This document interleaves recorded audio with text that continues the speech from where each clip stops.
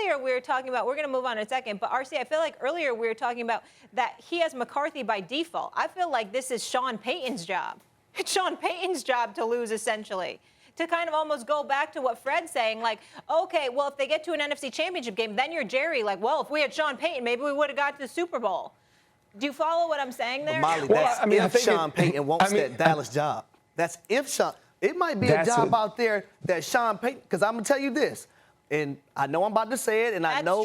That's true. I guess I'm assuming they both want each other. Because that's what I'm there's assuming, a Los Angeles Chargers team out there that if Brandon Staley don't make the playoffs, we might be talking about him soon. Because Harry.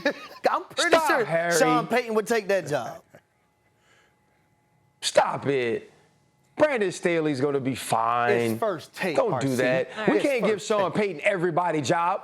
We're trying to give Sean Payton everybody's job. And as soon as Sean Payton wasn't the coach of the New Orleans Saints anymore, we were just like, it's going to be his job. He's going to be in Dallas. You have to realize that I believe two things have happened in Dallas. When Jerry Jones didn't want Jimmy Johnson, when he didn't want that strong-minded coach, and even after having Bill Parcells and them butting head, coaches have learned that Jerry Jones doesn't work well with a strong-minded coach. Jerry Jones doesn't work well with a coach that is going to take the shine off of him. What other team of the 32 teams do we show the press conference or the post-game locker room press conference of the owner before we show the coach? Yeah. Zero. Zero. It's the Dallas Cowboys. So as much as we think Sean Payton is the pretty piece and he's known Sean Payton and all of these things, the dynamics of that relationship will have to be worked out. Fred will have to be exactly right.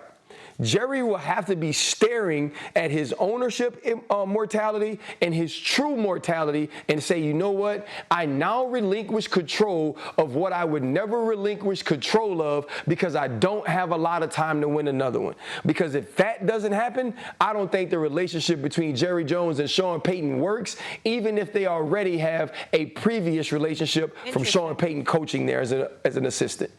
Interesting. All right, Harry, answer me this. Best team in the division? Eagles.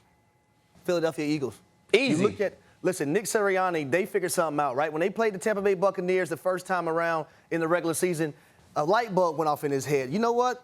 Let's lean on this offensive line a little bit more. Let's run the football. At the end of the year, Molly, they became the #1 rushing team in the NFL.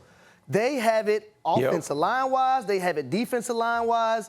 I like what they did in the NFL draft. They brought over A.J. Brown from the Tennessee Titans to give Jalen Hurts that #1 wide receiver, that big body guy that he can go up and just catch the ball over smaller DBs. So I think the Philadelphia Eagles right now are the team to beat in the NFC East. Fred? Hey, Molly, I disagree. Okay. I think the Dallas Cowboys will repeat as the NFC East champs. I mean, you still have Dak Prescott. He's hungry. I truly believe Ezekiel Elliott returns to form this season. Zeke's been off for a few years. He looks amazing in his offseason training videos. A few people that I talked to close to Zeke say he's extremely hungry and he believes this year will be his best season. So with that and the running game intact, that defense is lights out. I believe they truly have the Eagles' numbers as what they did to them in the final game of the season last year. They put up 50-plus points, and I don't think any of that's going to change. You know, I don't want to talk about the Giants or the Redskins. They're out of the picture. So I'm going to go with the Cowboys winning the East. All right. RC? Listen, the Cowboys, nobody repeats in the East anymore. It's just not how it happens. Somebody different wins every year. 2, the Philadelphia Eagles roster is stacked. Offensive line, maybe the best in football. Run game, top notch. Both running back and quarterbacks can make plays with their legs. Outside, you now have Devontae Smith. You have Dallas Goedert at the tight end, and you've added A.J. Brown. On the back end, Bring in James Bradbury to pair with Darius Slay, who was lights out last season in man-to-man coverage and zone, making turnovers, scoring points. You add Jordan Davis to the line with Fletcher Cox. This team is absolutely stacked, and you've now made it where this is what the San Francisco 49ers have been under Kyle Shanahan. We don't need Aaron Rodgers. We don't need Patrick Mahomes. We need a good quarterback that can make enough plays. Jalen Hurts takes that next step. This team wins the NFC East.